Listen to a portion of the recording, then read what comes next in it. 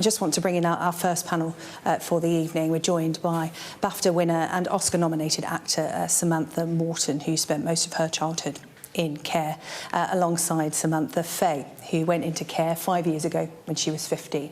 And we're also joined tonight by Precious, who is 16 and still in care.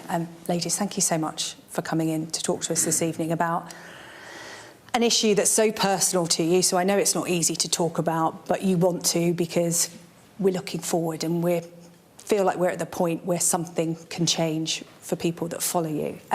Faye, your experience of leaving care, it was that care cliff that we talk about, and your experience was such that you actually said that you felt that prisoners were treated better than care leavers. Tell us about your experience that made you form that opinion. So, while I was in care, you know, I knew that when I turned 18, it was going to be difficult, but nobody prepares you for the reality. So when I did turn 18 and I eventually did find out that I was going to become homeless, I was absolutely terrified. It was one of the most horrible things I've, you know, been through, and I had to sit and wait and just not know when, where, what time. You know, I didn't know where I was going till the day that I was told to leave the property I was at, the semi-independent property, and I found out that I was going to Bradford to be put in a hotel, which I'm very glad that I had a hotel, because I don't know how I would have, you know, done anything if I was not with that little bit of support. I was going to say, that's all you had, the hotel. Yeah. You had the room, the hotel. Yeah, you had nothing else. Yeah, you know, I had a bed, I had a shower, and I had clean towels, and that was it. I didn't have any, you know, food. I could smell the food. I could smell the breakfast every morning, but I couldn't eat it. I had to go and figure out, you know, have I got enough money to buy myself some noodles? You know, I've only got a kettle. I can't cook. You know, I don't want to live off junk food, but it's my last resort, you know. And there were times that you do have to choose between, am I going to buy this or am I going to get myself food? And I had to do that with clothing, because you don't get washing machines in hotels. And I can't afford to keep going and paying for a washing machine. So I had to choose between eating and buying fresh underwear, fresh clothing, which we shouldn't have to worry about that. You know, we have our corporate parents. They are meant to be there for us and look after us. And we don't even get the bare minimum. But the reason that I believe that criminals get treated better than us is because when you go to prison, you have that roof over your head, you have 2-3 meals a day, you have clothing washed for you, you know, you're getting given opportunities for training, education. We don't get that. And we've done nothing wrong. We've just ended up in a situation in our life which has led to us being cared for by the government. We didn't choose that. Precious, I'm conscious that you're sitting next to Faye hearing a story, and I know that you two know each other well through campaigning, so it's not a new one to you, but I just wonder how you feel when you hear her story, because you're 2 years away from turning 18, and for most girls your age, it's a reason to celebrate when you turn 18. How are you feeling? I think it's really scary to know that once you're 18, like, there's still a lack of support for care leavers. So, like, once you're 18, you're done, you're gone.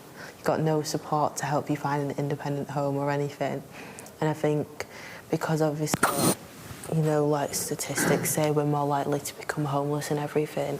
And I feel that kind of worry is more brought back into reality, because obviously these stories of people and things that we just don't get supported on, and I think it's really bad. Yeah, it's a really common story amongst care leavers. So how are you preparing for it, Precious? Can you prepare? Are you having any support from your corporate parent, which is the local council or authority who's in charge of your care? Well, not really, because they've changed the rules. So we're supposed to get our PAs, like, who help you with your pathway planning when you're 16, but they've changed it to 17. So now that's even closer to when I, obviously 18 and I have to move. So it kind of feels like you're kind of unprepared. But there is, they do try and put, future pathway plans in place for you. It's just whether or not it gets done. And, with workloads and everything, most of the time it doesn't get done until you're, gone out the system.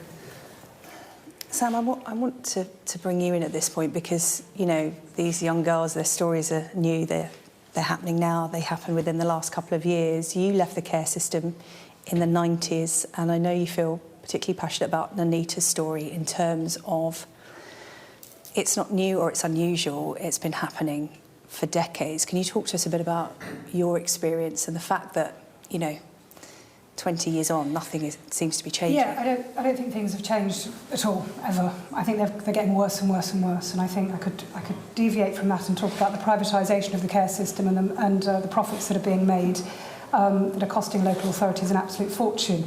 But that's a separate thing. I think, just to share with you, so I was in care from birth on and off until 16, which is when I was basically given a letter saying bye. I was kicked out onto the streets at 16. So back then, at 14, you were put into kind of independent living in children's homes where any staff could have access to your room with a key. There was no privacy. There was, obviously we know about this because of the Nottinghamshire inquiries into serious sexual abuse that happened in Nottinghamshire children's homes. I lived in those homes. I went through that, and it was something that I dealt with when I spoke to The Guardian about a few years ago. So I think that what happens is when you leave care, you're even more exposed to the abuse that you've already been through. A lot of young people have been through for their entire childhoods. And the thing that happened to me, just talking from a personal experience, was me wanting to act, my senior social worker being quite supportive but going, well, good luck with that, we think you should carry on with your YTS hairdressing. And I'm saying, but, Ian Smith, Central Workshop, says I stand a chance. I'd left school at 12, I'd no GCSEs, so it was a case of Ian getting me an audition for the Royal Court Theatre in London and giving me the train fare, basically, and I slept rough at St Pancras for a very long time before I got my wages from the play at the Royal Court Theatre, so I was sleeping rough. And then I managed to have enough money to then get a room in somebody's flat. Nobody gave me a thing of like, we're going to put you on this council list or this housing association list. I'm so furious that things are not getting any better, that things are not changing. Actually, you said you felt good that Faye, that you were in a hotel. That is not okay. That is not acceptable. We pay. The taxpayer pays a lot of money.